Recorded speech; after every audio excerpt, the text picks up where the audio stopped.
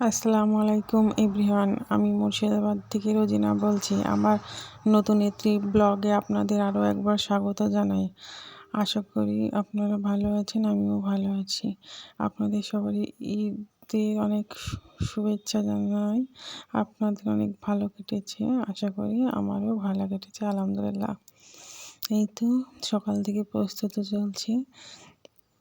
সামাই রান্না করেছিলাম, সেটা না স্কিপ হয়ে গেছে। সামাই মিষ্টিমুখ করে বাড়ির ছেলেগুলো সব নামাজ পড়তে যায়, তারপরে মেয়েরা নামাজ টামাজ পড়ে রান্নাবান্না শুরু করেছে। অর্ধেক আগেই হয়ে গেছিলো অবশ্য। বাড়িতে ফ্রায়েড রাইস তৈরি করছিলাম উনানে। আমার মা রান্না করেছে অবশ্য, খুব সুন্দর স্বাদ হয়েছিল। এই তো চালগুলো ভিজাতে দিয়েছিলাম 1 ঘন্টা আগে।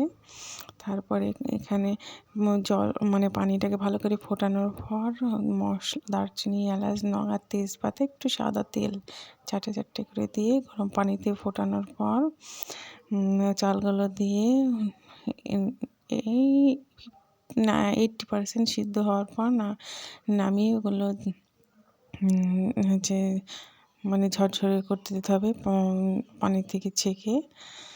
তারপরে হচ্ছে কাজু বাদাম কিশমিশগুলো ভেজে রাখতে হবে। তারপরে এই গাজরগুলো একটু শক্ত হয়, তার জন্য একবার ঢেকে দেবে অবশ্যই। তারপরে গাজর ভাজা হওয়ার পর এগুলো একসাথে রেখে হচ্ছে এই নরম সবজিগুলো একসাথেই ভাজতে হবে। সেগুলো হচ্ছে গাজর, বিনস আর মটরশুঁটি ছিল।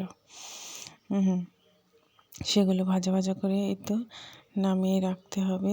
তারপরে ওই আমাদের বাড়িতে হচ্ছে 3টে হাঁস হয়েছে, ডিম থেকে হয়ে আস্তে আস্তে বড়ো হয়ে গেছে অবশ্য। আগে ছোটো ছিল, খুব সুন্দর। ওরা বাড়িতেই থাকে, খাওয়া দাওয়া করে, বাড়ির উঠানেই অবশ্য থাকে। দিয়ে তো সবজিগুলো নাড়াচাড়া করে মাঝে মধ্যে চিনি দিতে হবে আর নাড়াচাড়া করতে হবে হালকা হাতে। বেশি নাড়াচাড়া করলে আবার ভেঙে যাবে।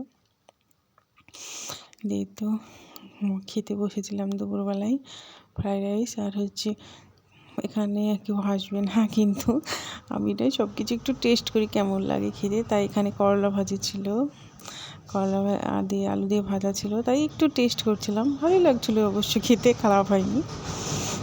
আমার ভয়েসে বাইরের শব্দ শোনা গেলে আমাকে পুরো ক্ষমা দৃষ্টিতে দেখবেন, কারণ আমাদের রাস্তার ধারে বাড়ি তো একটু শব্দ হতেই পারে। এই তো বিকেলবেলায় বিকেলেই সন্ধ্যার দিকে একটু বাইরে বেরিয়েছিলাম। আমি মেলা দেখতে গিয়েছিলাম, কোনোদিন যাই না অবশ্য, এবারই গিয়েছিলাম। অনেক ভিড় অনেকই ভিড়। মেলাতলায় গিয়ে একটু ঘোরাঘুরি করেছিলাম। মেয়েরা আবার কোথায় যাবে স্টেশনারি দোকান ছাড়া। এটা হচ্ছে মেয়েদের একটু শখের জায়গা। আর হয়তো থালা বাসন যে রেটে দেয় না, হচ্ছে 50 টাকা কিংবা 100 টাকার সেল থাকে, সেল না, বিভিন্ন রকমের জিনিসপত্র পাওয়া যায়, ওইগুলোই দেখতে গিয়েছিলাম। তো ওটার ক্লিপ নেওয়া হয়নি। তারপরে একটু দই ফুচকা খেতে ইচ্ছে করেছিল, তো ফুচকার দোকানে দাঁড়িয়েছিলাম 1 ঘন্টা। কি ভিড়! ফুচকাওয়ালা মামারা সেরে নিয়েছে ধরো, কারণ ফুচকা এমনি 10 টাকায় 7টা দেয় আমাদের এখানে অবশ্য। তো দেখছি সেদিন আবার 4টে করে দিয়েছে, আমাকে 6টা দই ফুচকা দিয়েছে, 50 টাকা নিয়েছে।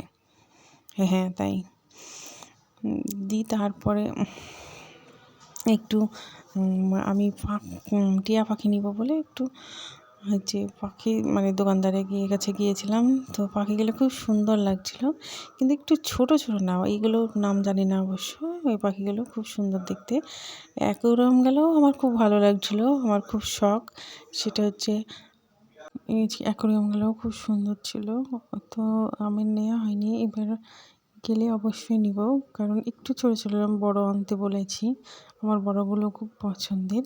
তারপরে একটা কেকের দোকানে গিয়ে চকলেট আইসক্রিম নিয়েছিলাম, সেগুলো অবশ্য বাড়িতে এসে খেয়েছি।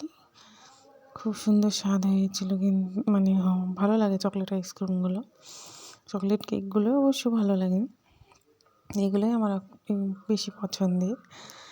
তার আমি না ভাইরাল চুড়ি নিয়েছি, সেগুলো হচ্ছে ব্যবহার করা হয়নি অবশ্যই। এটা ঈদের আগের দিনকার ভিডিও, মানে নিয়ে আসা হয়েছে, দিয়ে সেগুলো বার করে এমনি দেখছিলাম, তাই একটু ক্লিপ নিয়েছি আপনাদের সঙ্গে শেয়ার করার জন্য। হাতে ব্যবহার পরে দেখুন কেমন লাগছে, জানাবেন কমেন্ট করে। আজকের ভিডিও এই পর্যন্তই, দেখা হবে অন্য কোনো ব্লগে। ততক্ষণ আপনারা সবাই ভালো থাকবেন। খোদা হাফেজ। আসসালামু আলাইকুম।